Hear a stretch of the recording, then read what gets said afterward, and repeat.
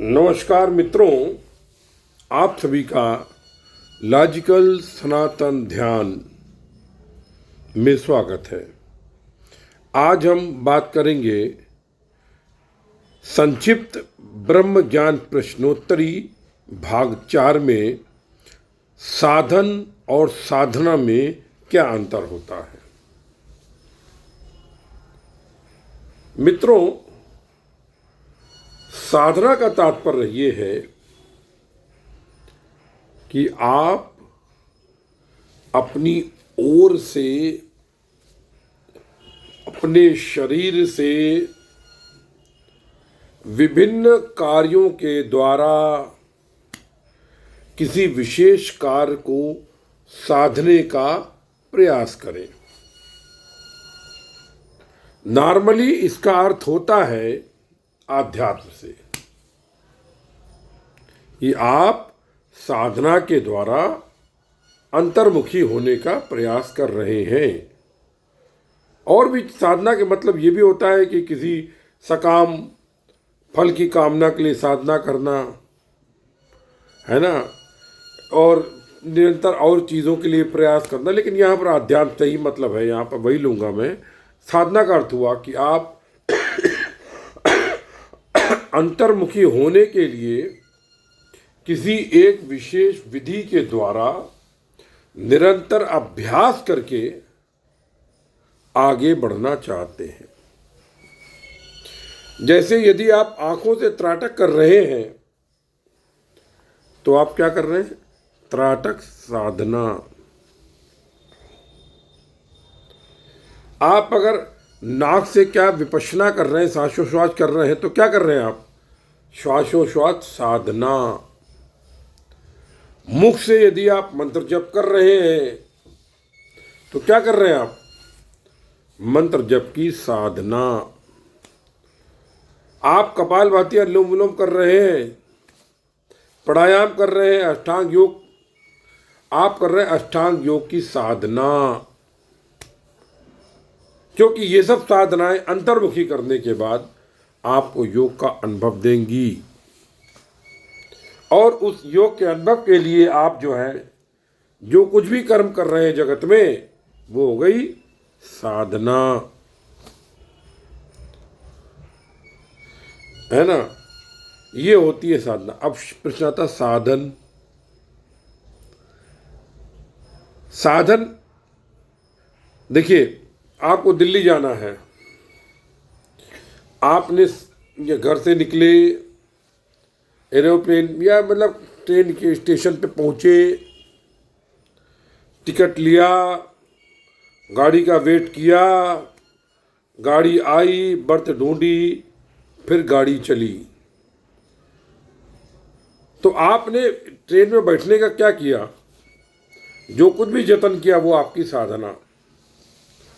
और जब ट्रेन चल दी तो वो क्या हो गया? साधन। और साध्य क्या हो गया? क्योंकि वो दिल्ली तक जाएगी। उसी भांति साधन, साधना, साधन और साध्य। साधन का प्रायः यही अर्थ लिया जाता है।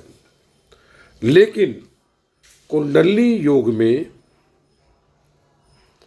हठ योग के अंतर्गत प्राणायाम करके जब कुंडली जागृत होती है, आपकी जो कुंडली शक्ति जो होती है, जो मूलाधार में सोई हुई है, वो जाग करके, जिसे सर्पणी के रूप में बोला जाता है, वो सुषुम्ना नाड़ी में प्रवाहित होती है। विभिन्न चक्रों को भेद के जब सहस्रार पहुँचती है तो समाधि लगती है। अलग विषय है, कभी चर्चा करेंगे कुंडली के ऊपर भी। लेकिन वो क्या कहलाई? वो कहलाई साधना। अभी तक आपने करी, साधना करके आपने क्या किया? कुंडली शक्ति जागृत कर ली, चाहे हठ योग से और चाहे नवधा भक्ति से, उपासना मार्ग से, चाहे हठ योग मार्ग से। फिर जब कुंडली शक्ति जागृत हो गई तब कुंडली शक्ति क्या करती है? सुषुम्ना नाड़ी में जाकर आपके शरीर के साथ खेल करती है। वो भौतिक भी हो सकता है और आंतरिक भी हो सकता है, और उसको हम कहते हैं क्रिया। तो साधन यहाँ पर जो शक्तिपात परंपरा है, शक्तिपात परंपरा जो है ये विश्व की, मैंने अभी तक बहुत शोध करी है और कोई भी चर्चा कर सकता है, विश्व की दो ही परंपराएं सबसे बड़ी, सबसे ज़्यादा पावरफुली एट प्रेजेंट हैं। एक शक्तिपात नंबर 1 और दूसरी क्रिया योग, महाअवतार बाबा वाली, श्यामाचरण लाहिड़ी महाराज वाली है और योगानंद वाली। ये दो ही जो है मनुष्य को बहुत आसानी से मिलती ही नहीं है, और अगर मिल जाए तो उसका 1 या 2 जन्म से अधिक आगे होगा ही नहीं, उसको बाद में निर्वाण प्राप्त होना ही है। मैं कभी शक्ति योग पर और क्रिया योग पर चर्चा करूंगा आगे, कभी टाइम मिला तो मुझको, मतलब इसी क्लिप में डालूंगा मैं। अभी बात कर रहा हूँ साधन की। तो शक्तिपात में जब गुरु अपनी शक्ति से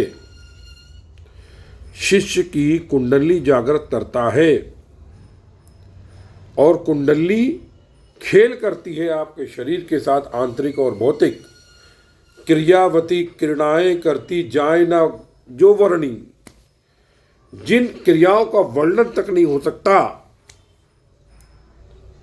तो वो जो शक्ति जो दी जाती है तो उसको हम साधन कहते हैं। क्योंकि ये सीधे सीधे आपकी शक्ति, गुरु आपकी कुंडली जागृत कर देता है शक्तिपात में, परम अब दीक्षा के बाद। और फिर आप केवल अपने आसन पर बैठिए, कुछ ना कीजिए, आपको कुछ करना ही नहीं है। आप करेंगे तो आप आगे बढ़ ही नहीं पाएंगे, आपको सिर्फ साक्षी भाव से देखना होगा। क्योंकि आपका शरीर ऐसे ऐसे खेल करता है जो आप सोच ही सकते हैं।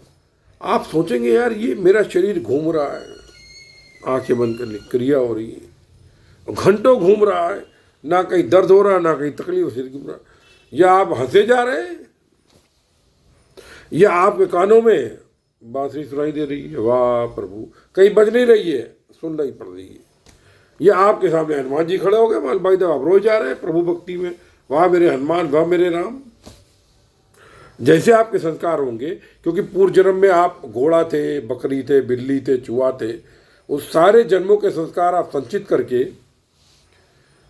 कुंडली शक्ति के द्वारा संचित होकर के आप अपने लेकर के आते हैं। तो क्रिया लाखों प्रकार की होती है, दुनिया वाले इसे नहीं समझते हैं। अभी नेट की बलियारी है कि लोगों को शक्तिपात और क्रिया के बारे में मालूम पड़ रहा है, पहले नहीं मालूम था किसी को। शक्तिपात वो दीक्षा थी जो वशिष्ठ ने राम को दी थी, वो दीक्षा जो अष्टावक्र ने जनक को दी थी, वो शक्तिपात था। और तो गुरु आपको जब साधन दे देता है तो साधन शब्द केवल शक्तिपात करने वालों के लिए ही है, और लोगों को साधना करनी पड़ती है। आंख बंद करके जबरिया ध्यान लगाना पड़ता है, हठ योग में जबरिया मार, कपालभाति, अनुलोम विलोम, धका धका धका पेल, प्राणायाम करते रहो, पता नहीं हो पाएगा नहीं हो पाएगा, इस जन्म में क्लियर नहीं है। लेकिन शक्तिपात में तो गुरु अपनी कृपा से इमीडिएटली कुंडली जागरण कर देता है और आपको तमाम क्रियाएं लगती है, साधन मिल जाता है। तो ये अंतर हुआ साधन और साधना में। साधना आप करते हैं और साधन अपने आप होता है, उसमें आप कुछ नहीं करते हैं, सिर्फ गुरु प्रदत्त आसन में बैठ जाते हैं, साक्षी भाव से देते रहिए क्या हो रहा है। ये साधन और साधना में अंतर है। ऐसे ही धारणा और ध्यान में अंतर है। बहुत से लोग धारणा को ही ध्यान समझ लेते हैं और ध्यान को ही समाधि। हमारे पिताजी की पैतृक संपत्ति है समाधि। अरे मैंने ऐसे से महान लोग देखे मेरे ग्रुप पे है, सर मेरी 4 घंटे समाधि लगी, ओ पिताजी का राज्य है, समाधि लग गई। अरे 1 लाख में 1 को भी नहीं लगती है। समाधि के बारे में जानते क्या हो तुम? बातें समाधि की हो रही हैं। पहले कुंडली तो जागरण करो अपनी, जब मूलाधार से उठ के कुंडली सहस्रार में जाती है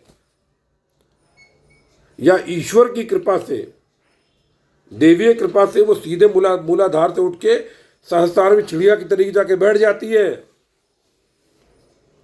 तब योग घटित होता है और समाधि लगती है।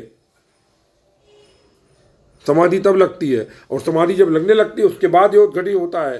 कभी कभी पहले योग घटित हो जाता है फिर समाधि लगती है। ये ईश्वर की मर्जी है, अपनी मर्जी नहीं है, ये आपके इष्ट की मर्जी है, द्वैत की। इसीलिए द्वैत भाव सबसे अच्छा माना जाता है। और यहाँ पर सब एक हंसी आती है, रोज मेरी 3 घंटे की समाधि लगती है, वाह वाह वाह वाह वाह, फूंफा करा रहे हैं, ध्यान भी ढंग से लगाना आता नहीं है, धारणा को ही ध्यान समझ रहे हैं और ध्यान को ही समाधि समझ रहे हैं। ऐसे महान लोग हैं। चलिए अगले अंक में हम बात करते हैं कि धारणा, ध्यान, समाधि, इसमें क्या अंतर है। हालांकि मेरे ब्लॉग पर बहुत लेख लिखे हुए हैं कि निद्रा योग निद्रा क्या है, समाधि क्या है, ध्यान क्या है, ध्यान क्या है, इन सब में बहुत मूलभूत वैज्ञानिक आधार के लेख दिए हुए हैं। freedhyan.blogspot.com freedhyan.blogspot.com। बहुत ही मुझे खुद आश्चर्य होता है ये ब्लॉग बन कैसे गया। इसमें निश्चित ही ईश्वर की लीला है, और निश्चित ही क्या मतलब है ही ईश्वर की लीला, क्योंकि मेरे ऐसे मूर्ख आदमी की औकात नहीं थी कि इतनी गुण बातों को समझ के लिख सकूं। वो प्रभु की लीला ही है, क्योंकि वही समझता है, वही समझाता है, वही बोलता है, वही करता है। मैं तो अपने को एक मांस का लोथड़ा मानता हूँ। अब मांस का लोथड़ा भी ब्रह्म ने ही बनाया है तो ठीक है, लेकिन सब प्रभु की लीला है, उसकी कृपा से सब हो जाता है। तो हम बात करेंगे धारणा, ध्यान और समाधि की। इन्हीं शब्दों के साथ आप सभी के हृदय में स्थित उस परमपिता परमेश्वर पर ब्रह्म को नमस्कार करता हूँ। जय गुरुदेव, जय महाकाली, सर्वस्व ब्रह्म सर्वत्र ब्रह्म।